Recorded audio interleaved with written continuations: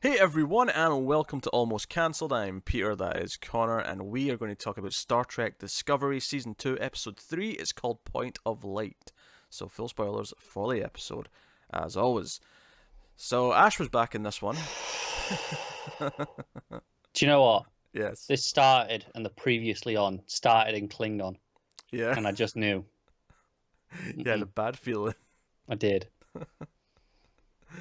Oh dear. Yeah, I'll start by saying I think this was easily the weakest episode of the season so far. Oh, yeah. I like maybe 30% of this episode.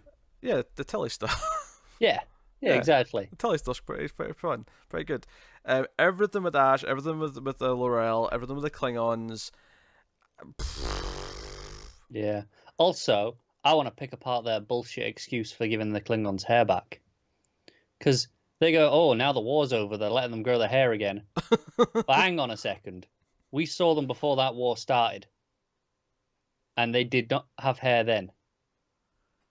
um, Right at the start of the season of Discovery, that before. I didn't read that as we didn't grow our hair because it's a war, and now we are. I took that as the end of the war has signified a change in the culture, and now they're letting their hair grow again. It's not because there was a war on, that's why they weren't growing their hair. Okay, maybe. I definitely it definitely felt to me like wartime. Less no hair. No, I didn't read it that way. If they explicitly say that at some point, I'll give you it. I'll give you it. Fair enough. But right now, Opinions in the comments. How did you guys take it? that's not how I read it though. Okay. But yeah, Klingons got hair again. Ash has got a beard. You know, he's basically made himself a chin out of a beard. Kind So of has, hasn't it? so um, so him and Laurel, she had a baby, Volk's baby, kind of his, but not. Depending how you consider him, Yes. Yeah. because he used to be Volk, but now he's not. But he's kind of like an amalgamation. So, actually, do you know what I thought? I actually had a bigger problem with the speaking English. No, don't get me wrong. I'm thankful. I'm not going to complain too much about it because the Klingon is insufferable on the show. And the weird thing is, it's not like in the older stuff, like in the not so much the original show because the original show didn't have it, but in the movies when they had subtitled scenes with the Klingons, it never bothered me. When Christopher Lloyd was doing Klingon scenes in like Star Trek 3, I was never sitting going, "Oh, this is horrible to listen to." No, it's true. There's something about the way they make them say it on the show, or the way they mix the audio with it. I don't know what it is, but it's grating to hear. It is. It is. So,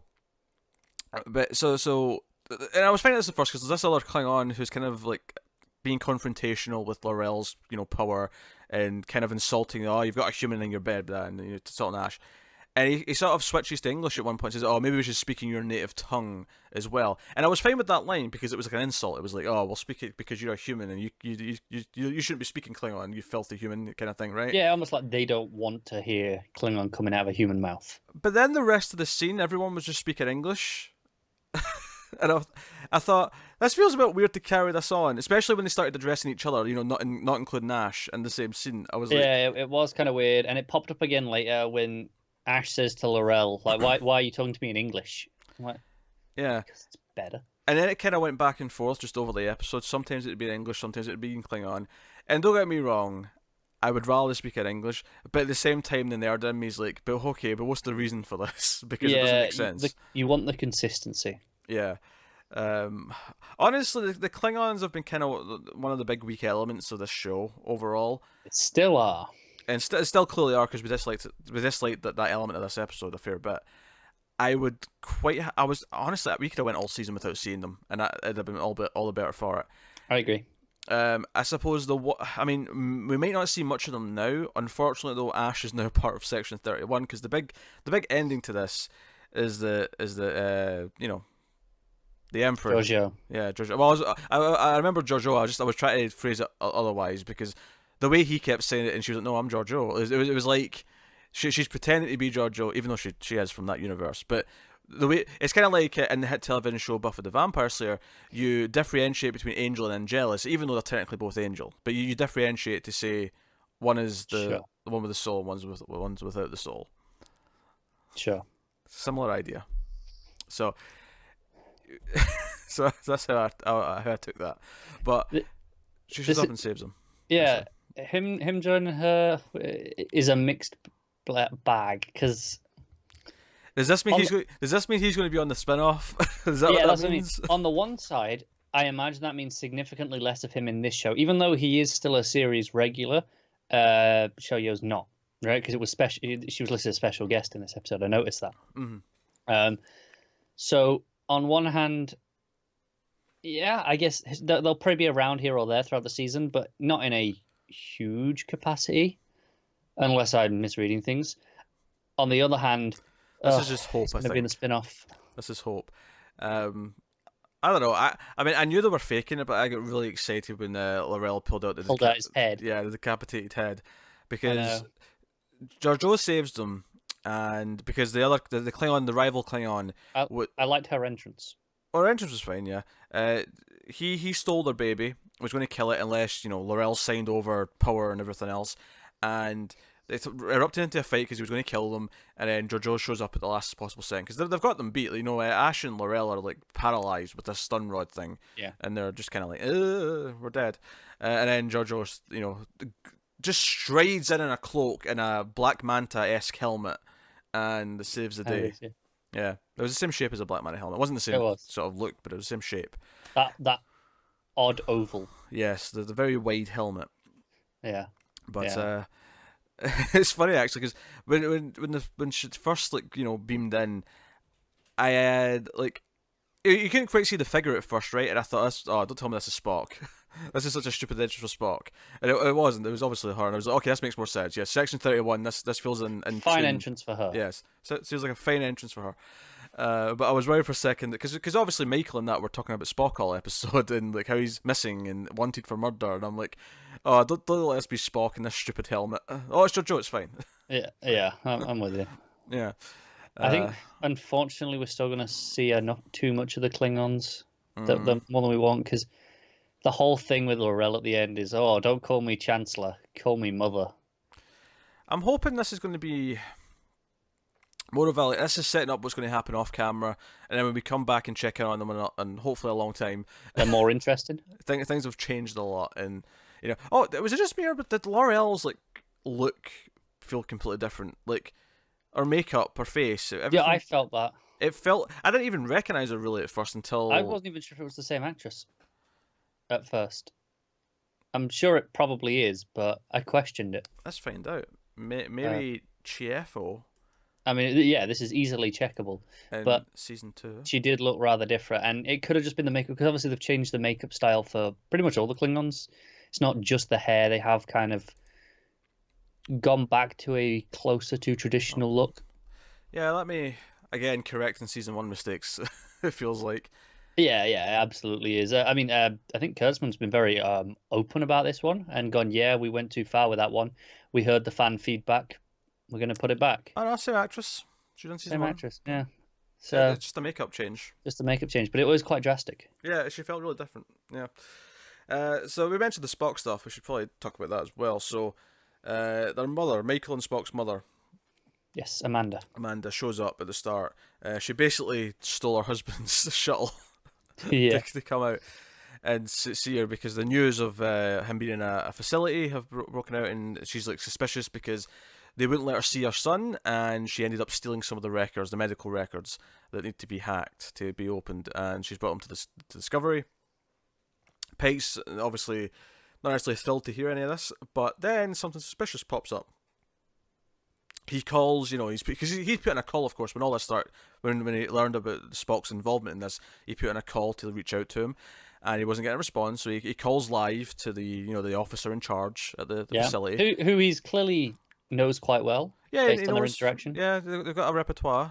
Yeah, because the guy on the other end's like, it's only you and one other captain in this quadrant that still insist on using screens. Yeah. You archaic fools. Got a history, so... And then he's like, yeah, Spock's actually not here. He's wanted for murder, but we're keeping it quiet. But we've got whatever an intergalactic APB is, but we're looking for him. Yeah. And it's like, okay, and they all agree as soon as the call ends. They're like, yeah, this Spock wouldn't have done this, right? Like, we all agree that this is not him. Yeah, so let's go and find him. He's either done this in self-defense, or he was being controlled, or he's been framed, or whatever. I mean, they do finally admit that, because again, they have to be somewhat logical because that's kind of how they are, in that they admit it is a possibility that, I think the phrase they used was what was it? Empathic. It was a specific phrase for the lack of empathy. Hmm. But it was, and she's like, no, that's just called being a psychopath. It's possible. Yeah. So we have a lot of scenes with Michael and Amanda just kind of talking about Spock and about how he became kind of cold and ran away at one point, and Michael kind of fesses him and says, "No, it's not because of the Red Angel visions." Which this, because she starts talking about that, and that's where I was kind of like, "Ah, really? We're really going down this path where he's been seeing this Red Angel for his whole life," and I was like, "Oh yeah, he's been seeing this, and he it was how we found you. The Red Angel told us where you were." And I'm like, oh, okay, I'm kind of grumbling to myself. Yeah. I don't hate it, but I'm just not into it either. And then Michael's like, no, he didn't get cold because of the Red Angel or whatever. He got cold because I intentionally pushed him away. She did something to hurt him, because the idea that there were basically extremists harassing them because this Vulcan family had taken in a human, and and obviously it's already Spock was disliked for being half human anyway. Yeah, and so Amanda feels guilty that she intentionally was less loving to force the Vulcan way because her father, his father wanted true Vulcan, no emotions, blah blah blah. Michael feels guilty for pushing him away, and it's notable that we never actually quite hear what she did to him. And Amanda even says she doesn't know either. So it's clearly something we're going to see at some point in a flashback or hear about. It is, eventually. And I hope here, because don't want to see any more of that young Spock actor. But I think this stuff's all fine. The family dynamics between them, I think, is still good. Obviously, the Red Angel connection murkies it a bit. I don't like it, and I don't dislike it in concept. I think I dislike how we kind of learn about it here, where Michael just blatantly says, "No, he's cold because I did something to him," and it felt like it was just like it was just a clunky exposition line. I felt like. Oh, sure. I didn't mean the delivery was that good. I meant I like the ideas of it. Yeah. So. Yeah, I mean, I don't know what else to. So yeah, so far, Klingons, not great. Mm-hmm. I mean, probably worse than not great, frankly. Mm-hmm. This stuff with the Spock and Michael stuff, I don't know, good stuff, bad stuff. Not the worst, but definitely even on its own, probably if you disregard the Klingon stuff here, probably the weakest element of this season so far. Mm-hmm. And then we have Tilly. Who definitely steals the episode. Her and her imaginary ghost. I don't understand the internet. I have seen all day the internet memes of Tilly being Jar Jar. And I don't get it. Unless Jar Jar was much better than I'm remembering, I don't get it either. No. The internet hates her. Why does the internet hate Tilly? I don't know. Tilly's she's delightful. Yeah, that's the exact word to use. She's delightful. She's doing this captain exercise when we see her running first, doing like a jog. I suspect these are the same pricks who had problems with Rose in Last Jedi. Okay, yeah. I suspect. You suspect? Yeah. I feel like, I mean, I'm sure they exist. I can't think of an example of something like that in Star Trek before now, though. Like, and maybe it's just because Star Trek's not had as much content recently, or whatever. I don't know. Or maybe I incorrectly assumed Star Trek fans were a bit more mature. Maybe that was an incorrect assumption. Yeah. I mean, I don't even know where to start with that. But screw those people. But yeah, now Tilly has this great scene where she's getting frustrated by the ghost friend, and she's doing this exercise on the bridge. She's given the captain's chair for this exercise, and the captain's kind of monitoring her what she's doing in this simulation crisis or whatever it is, or diagnostics she's doing on the chair, and she starts yelling at her ghost friend, and it kind of looks like she's yelling at the captain, and it's like, oh, I'm not going to listen to you anymore, shut your mouth kind of thing. It's like everyone's all awkward. Saru's like, Tilly, apologize to the captain at once. Yeah, What are you doing? yeah, and she freaks out and quits. Yeah, she gets really freaked out. She gets upset. She's in the moment. She doesn't know how to react, Yeah, and she panics. I also I will say I laughed during this scene, when the ghost is talking about the other captain, Mm-hmm. and starts. She's like, "Oh, you mean Lorca?"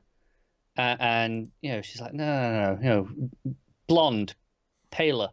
And in my head, I'm like, I know you're talking about Stamets because that's the only option, but it just sounded a lot like Lucius Malfoy. um, damn it! I can't do my thing. I was hoping to be able to manually do something to accent a point for the visual. I don't want to know what you were trying to do. I was going to rotate my camera a little bit. Which part of don't want to know did you not get? Well, no, see, the reason why I was going to do that is because the director of this episode seemed to really love starting scenes at an extreme Dutch angle and then rotating into a proper framing. Oh yeah, I think it was the worst during the exercise, the half marathon, Hmm. where it said not quite 180, but it was so close. And I was noticing it throughout the episode, there was so many scenes that started Dutch and then just kind of... And if you don't know what a Dutch angle is, Dutch angle just means it's not straight. It's not like a... I mean, it can vary, but typically we talk about 45 degrees, maybe Yeah, something like that. And it'll be like a slanted shot. But this director... And this show's had a lot of Dutch angles. It's a fine thing to use if they you want were to. abused this week though. Well, this is the thing, though. It wasn't just Dutch angles. This was a specific thing where the Dutch angles would then rotate into a normal shot. It wouldn't cut to a normal shot. They did this thing, so you always had this camera spinning kind of Yeah, thing going on. was not as into it as I was that swish cuts last week. I really like those. And it really felt weird, given that it's not been a... I mean, Dutch angles have been a stylistic thing in the show. This move, though, just felt really overdone for something that's not really been here up until now. Not to a noticeable extent, anyway. Yeah, I hope it's not a thing going forward. I mean, I don't hate it, but I'd rather not have it. It really stuck out to me. But anyway, back to Tilly. Tilly freaks out, and she's with Michael, and she finally confesses what she thinks she's going through. And Michael, to her credit, just kind of, I need a problem I can solve, so give me something I can fix, because my own life screwed up. I can fix you, Tilly. What's going on? And she kind of deduces that, well, this can't be in your head, because the key thing that she picks up on is that when she's talking about her dead friend, she mentions that she doesn't know what tears are. Yeah. And if it was an hallucination, she would know what tears are. And if it was a ghost, she would know what tears are. So this is something else. That's not either of those two things. Well, pretty logical. It's fairly logical. I would argue if it is a hallucination, though, there's a chance it might be that, just because not knowing what tears are might mean something in her head. Like, that might be like representing I something. think it was the utter lack of comprehension, though, Mm. was too extreme for a subconscious thing. Well, she's only got second-hand information here. She's not actually witnessed or heard the That's fair. hallucination. Tilly could be overplaying it. You don't know that. She could, but she's got to trust a friend. But she goes and gets checked out. They get Stamets involved because they basically realise that it's dark matter. It's the spore. The spore thing, yeah. I mentioned obviously last week. It was the that's why the dark matter interacted with it. It just activated. They actually, when they suck it out of her, it's actually quite a big clump. It's like quite a big. It's grown, blob. hasn't it? Yeah. But she's begging for them not to take it, and I was wondering actually if they were going to twist this into, like, it's not necessarily a bad thing. This thing that's with her. I'm really conflicted because it's from the mirror universe. Mm. And if the spores in our world are kind of good, right? They seem to have been presented as a good thing. Is this one evil? Yeah, I don't know, because on the one hand, just like, is it trying to talk her into doing something bad, or is it genuinely just looking out for her? Like, is it actually trying to help her?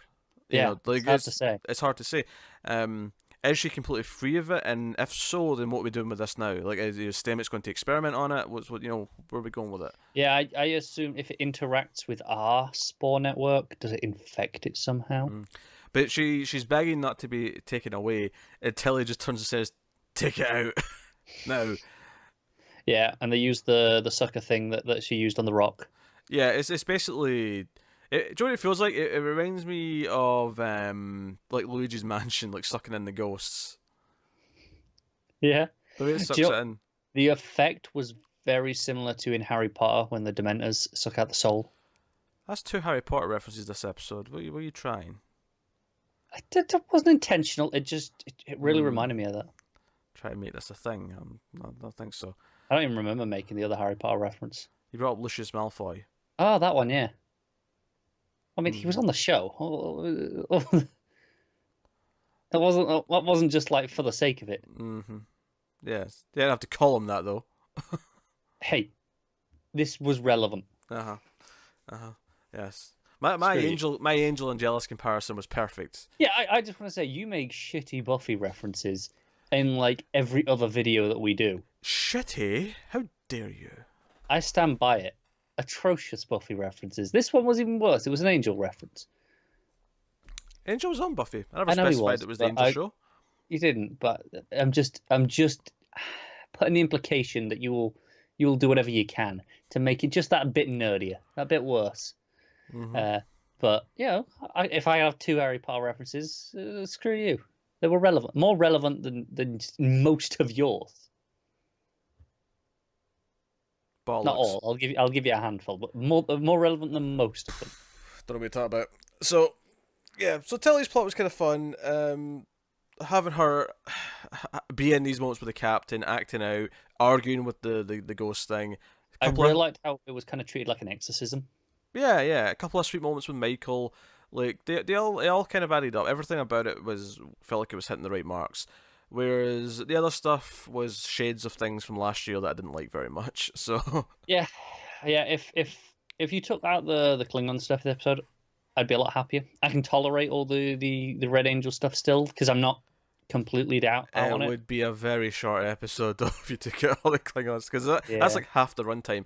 And but just play up the Tilly stuff more. Because we had a conversation with like a phone call, to call it that, between Ash and Michael, and I returned and I was thinking this during the previously on actually.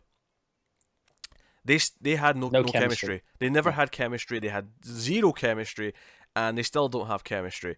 There is like a thud. There is a wet thud between them, and it's like a rotted potato that's wrapped in a blanket that's been doused in kerosene. Yeah. I really hate to be so. Actually, no, negative no. That's bad. No, kerosene implies there could be a spark and a fire could light. No. There's no fire. No, there's not. What's the most unflammable liquid? I don't know. Take your pick. Water, I guess. Yeah, I was gonna say. I assume water. I bet it's something more like liquid nitrogen. I feel like that's probably quite. I mean, probably flame resistant. Yeah. I hate being so negative because I'm really upbeat after the first 2. Oh yeah, I mean, like it's 1 out of 3. The first 2 were a lot better. Last week's especially, I quite liked. Yeah, and all the stuff in this that was doing this season's stuff, which was all the stuff with Tilly, I still really liked. Yeah, the worry is how much of this Klingon stuff are we going to have to suffer through. Yeah, I hope not much. Yeah. I really do. Yeah, and then the Spock stuff is just kind of like tapping into one of the things I was worried about anyway. But like and it's not done anything super bad yet, but it's just kind of. I don't think it made it any worse than it was really. I think the problem is that it was kind of the C plot of this episode, and the problem with that is that there's not really much advancement on it. It is mostly just talking about stuff we've already been like hearing about for the most part. Yeah. It is all exposition in conversation about something that has had no real advancement since last episode. Yeah. So I hope Ash dies before the spin-off. As do I. Or at least in the first episode of the spin-off. I would also accept that. I just... It genuinely made me less excited for that show. Yeah. No, I think he sucks all of the... What's the right word to use here? Energy? He sucks all the energy out the room. It does, and it's not the actor's fault. It's just atrocious character. Yeah, he was a really terrible character last year, and then he's also a bit highly miscast. I think, just in the sense that again, going back to them not having chemistry. Like, yeah. Their relationship was hard to swallow last year. Them having this phone call and it kind of supposed to be emotional because they have this history. No, I agree, but again, I think that it's not his fault, the lack of chemistry, because that's on both of them equally. And obviously, Well, no, we it's like not. It's, Michael a lot. I don't think it's on either of them. Yeah, This is a casting problem. You cast if you have a lead, because obviously she's cast first because she's the lead, right? That makes Yeah. sense. That's how these shows work. You cast a love interest, and part of what you're looking for when you're casting that love interest is chemistry with said main character. yeah, yeah. This is on them. I suspect they never met before when they were casting. And I'm sure that happens a lot, but good casting directors will be able to judge it Yeah. to a point. They'll, Yeah. they'll be able to give it a best guess. Yeah. And I don't think this is. And I feel like I think the process how this normally works is the casting directors will wade through however many they're going to look through, and then they'll narrow it down to say 50 or maybe even less than that, and then those 50 will do a screen test with the actor they've already cast. They'll narrow it down to a point, and then do a screen test. Hell, there are plenty of examples of them being cast, shooting an episode, and being like, do you know what? It's not working. It happens. And I'm pretty sure that Sonequa Martin Green isn't big enough that she's turning down, like, no, I'm not doing screen tests with these potential, other actors. She's not. Yeah. She I'm sure she's doing it. She's doing her part.